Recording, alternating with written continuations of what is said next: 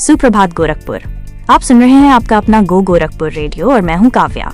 हर सुबह की तरह आज भी मैं लेकर आई हूं आपके शहर और आसपास के क्षेत्रों से जुड़ी हर छोटी बड़ी खबर। तो चलिए बिना किसी देरी के सबसे पहले डालते हैं आज की प्रमुख सुर्खियों पर एक नजर। यूपी एसएससी की पीईटी परीक्षा के लिए शहर में यातायात डायवर्जन लागू है। इसके साथ ही रेलवे स्टेशन पर परीक्षार्थियों की सुविधा के लिए 3 स्पेशल ट्रेनें चलाई जा रही हैं। गोरखपुर विकास प्राधिकरण ने मानचित्र आवेदनों के निस्तारण में तेजी लाने के लिए हर 15 दिन पर मानचित्र मेला आयोजित करने का निर्णय लिया है। मुख्यमंत्री योगी आदित्यनाथ ने जनता दर्शन में लोगों की समस्याएं सुनी और उनके समाधान का आश्वासन दिया। बिजली निगम ने हरपुर से सरहरी तक नई 32 केवी लाइन बिछाने की योजना बनाई है, जिससे हजारों उपभोक्ताओं को फायदा होगा। महराजगंज मार्ग पर सड़क हादसों को कम करने के लिए 40 लाख रुपए से अधिक के बजट को मंजूरी मिली है। शहर में अपराध की कई घटनाएं सामने आई हैं, जिनमें एक युवक का शव और एक युवती पेट्रोल कर्मचारी के बीच हुई मारपीट शामिल है। आइए अब जानते हैं इन खबरों के बारे में विस्तार से। Chief of defence staff general Anil Chauhan कल गोरखपुर में थे। उन्होंने कहा कि 2019 में हुए बालाकोट एयर स्ट्राइक के बाद भारत और पाकिस्तान ने अलग अलग सबक सीखे हैं। भारत ने लंबी दूरी के सटीक हथियारों पर ध्यान दिया है, जबकि पाकिस्तान ने अपनी वायु रक्षा प्रणाली को मजबूत किया है। उन्होंने ऑपरेशन सिंदूर का भी जिक्र किया, जिसमें सेना को पूरी आजादी मिली थी। उन्होंने ये भी बताया कि 2035 तक सुदर्शन चक्र नामक एक नई वायु रक्षा प्रणाली तैयार करने का लक्ष्य है। मुख्यमंत्री योगी आदित्यनाथ ने भी राष्ट्रीय सुरक्षा पर अपने विचार साझा किए। उन्होंने कहा कि किसी भी राष्ट्र की सुरक्षा उसके नागरिकों के संरक्षण और दुष्टों के संहार पर निर्भर करती है। उन्होंने भारतीय सेना को दुनिया की सर्वश्रेष्ठ सेनाओं में से एक बताया। उन्होंने कहा कि हमारे सैनिक -50 डिग्री तापमान में देश की सुरक्षा करते हैं, जिससे हम चैन की नींद सो पाते हैं। अब बात करते हैं एक जरूरी अपडेट की। आज और कल यूपी एसएससी की प्रारंभिक अर्हता परीक्षा यानी पीईटी हो रही है। गोरखपुर शहर के 49 केंद्रों पर कुल 83,024 अभ्यर्थी परीक्षा देंगे। प्रशासन ने परीक्षा को शांतिपूर्ण और नकल विहीन बनाने के लिए व्यापक तैयारी की है। परीक्षार्थियों की भीड़ को देखते हुए 12वीं तक के सभी स्कूल और कोचिंग संस्थान बंद रखने के आदेश दिए गए हैं। रेल प्रशासन ने परीक्षार्थियों की सुविधा के लिए गोरखपुर से आजमगढ़, गोमती नगर और वाराणसी सिटी के लिए 3 परीक्षा स्पेशल ट्रेनें भी चलाई हैं।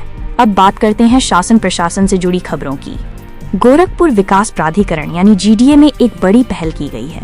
प्राधिकरण में पिछले 5 महीनों में 165 मानचित्र आवेदनों में से 105 आवेदन रद्द कर दिए गए। इसके पीछे का मुख्य कारण नए बिल्डिंग बायलॉज का पालन न करना और आर्किटेक्ट स्तर पर हुई चूकें थीं। अब प्राधिकरण ने आवेदनों के त्वरित निस्तारण के लिए हर 15 दिन में मानचित्र मेला आयोजित करने का निर्णय लिया है। इससे उन लोगों को राहत मिलेगी जिनके आवेदन रुके हुए हैं। मुख्यमंत्री योगी आदित्यनाथ ने गोरखनाथ मंदिर में जनता दर्शन में लगभग 200 लोगों की समस्याएं सुनी। उन्होंने अधिकारियों को निर्देश दिए हैं कि सभी समस्याओं का प्रभावी, समयबद्ध और पारदर्शी तरीके से समाधान किया जाए। मुख्यमंत्री ने खास तौर पर जमीन पर अवैध कब्जे की शिकायतों पर कड़ी कार्रवाई करने के निर्देश दिए हैं। उन्होंने गंभीर बीमारियों से पीड़ित लोगों के इलाज के लिए मुख्यमंत्री विवेकाधीन कोष से मदद का भी आश्वासन दिया। बिजली उपभोक्ताओं के लिए राहत भरी खबर है। बिजली निगम ने हरपुर से सरहरी तक लगभग 18 किलोमीटर की नई 32 केवी लाइन बिछाने की योजना बनाई है। इस योजना पर 3.2 करोड़ रुपए की लागत आएगी। इस नई लाइन के बिछने से सरहरी क्षेत्र के लगभग 8,000 उपभोक्ताओं को बिजली कटौती से बड़ी राहत मिलेगी। अब बात करते हैं सड़क सुरक्षा की। महराजगंज जिले के 3 प्रमुख मार्गों पर हादसों को रोकने के लिए 40.40 लाख रुपए के बजट को मंजूरी मिली है। इस बजट का उपयोग संकेतक board, reflector, road marking, speed breaker और जेब्रा क्रॉसिंग बनाने के लिए किया जाएगा।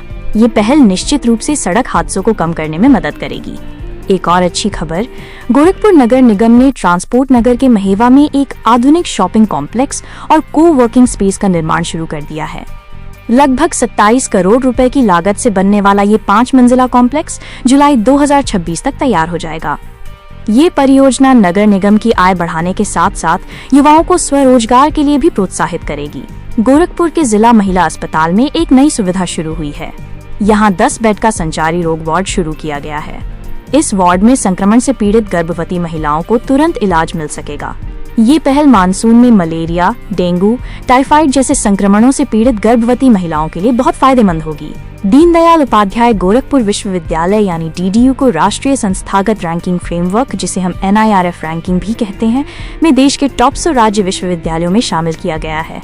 समग्र विश्वविद्यालय श्रेणी में डीडीयू को 151 से 200 के बैंड में जगह मिली है। इस उपलब्धि पर विश्वविद्यालय की कुलपति प्रोफेसर पूनम टंडन ने कहा है कि उनका अगला लक्ष्य सिर्फ राष्ट्रीय ही नहीं बल्कि अंतर्राष्ट्रीय रैंकिंग में भी अपनी पहचान बनाना है। ये वाकई एक बड़ी उपलब्धि है। अब बात कुछ दुखद खबरों की। चिल्लूपाट क्षेत्र में सरयू नदी का जलस्तर भले ही स्थिर है, लेकिन अभी भी खतरे के निशान से 1 मीटर ऊपर बह रही है। सरयू नदी से 3 गांवों ज्ञानकोल, बघादेवार और जैतपुर में कटान तेज हो गया है। तहसील प्रशासन ने ज्ञानकोल गांव को जलमग्न घोषित कर दिया है। दियारा क्षेत्र में सैकड़ों बीघा फसलें पानी में डूब गई हैं, जिससे किसानों को भारी नुकसान हुआ है। अब रुक करते हैं अपराध की खबरों की ओर। गोरखपुर के झंगहा क्षेत्र में एक 65 वर्षीय बुजुर्ग महिला ने अपने पति पर दुष्कर्म का आरोप लगाया है। महिला का कहना है कि वो पिछले 12 सालों से पति से अलग रह रही थी। पुलिस ने महिला की शिकायत पर केस दर्ज कर लिया है और मामले की जांच शुरू कर दी है। एक और चौंकाने वाली घटना में गुलरिहा थाना क्षेत्र के एक युवक जितेंद्र नारायण से साझेदारी में व्यापार के नाम पर 14 लाख रुपए की ठगी हुई है। पीड़ित का आरोप है कि आरोपी ने लाभांश और मूलधन वापस मांगने पर उसे जान से मारने की धमकी दी। पुलिस ने आरोपी के खिलाफ धोखाधड़ी का केस दर्ज कर लिया है। गोरखनाथ थाना क्षेत्र के लच्छीपुर में एक खाली प्लॉट में एक 30 वर्षीय युवक का शव मिला है। शव के दोनों हाथों पर जलने के निशान थे और सीने पर नुकीले हथियार से गहरे घाव थे। पुलिस ने शव को पोस्टमार्टम के लिए भेज दिया है और जांच कर रही है। अब बात कुछ सड़क हादसों की। पिपराइच थाना क्षेत्र में 2 बाइकों की आमने सामने की भिड़ंत में एक 17 वर्षीय किशोर की मौत हो गई। वहीं सिकरीगंज नवाब हाता के पास अज्ञात वाहन की चपेट में आने से 2 युवकों की भी मौत हो गई।